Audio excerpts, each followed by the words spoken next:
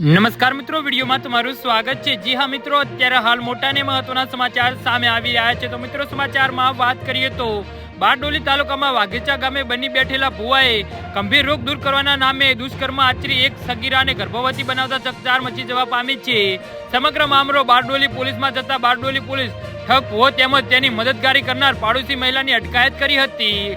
જી હા મિત્રો, અત્યારે હાલ મોટા અને મહત્વના સમાચાર સામે આવી રહ્યા છે। આજના આધુનિક યુગમાં પણ વહેમ અને અંધશ્રદ્ધા આજે પણ યથાવત રહી છે અને આવી અંધશ્રદ્ધાના આડમાં કેટલાક બની બેઠેલા ઠગ ભક્તો તેમજ ભુવાઓ માસૂમોનો લાભ લેવાનું ચૂકતા નથી। જી હા મિત્રો, અત્યારે હાલ મોટા સમાચાર સામે આવી રહ્યા છે।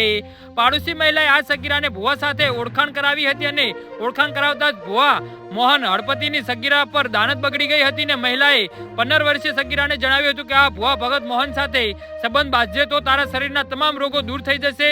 બાદમાં 5 મહિના પહેલા આ ભુવા અવારનવાર સગીરાને શમશાન નજીક આવેલી આંબાવાડીએ લઈ જઈને બળજબરીપૂર્વક તેની સાથે શરીર સંબંધ બાંધતો હતો અને તેને ધાક ધમકી આપતો હતો। દુષ્કર્મ આચરવાના કારણે સગીરાએ ગર્ભવતી થતા આખો મામલો પ્રકાશમાં આવ્યો હતો। જી હા મિત્રો, તો આના વિશે તમારું શું કહેવું છે તો નીચે મારી કમેન્ટ બોક્સમાં જરૂરથી જણાવજો અને મારી યુટ્યુબ ચેનલને સબસ્ક્રાઇબ કરવાની ભૂલતા નહીં। વિડીયો પૂરો જોવા બદલ તમારો ખૂબ ખૂબ આભાર।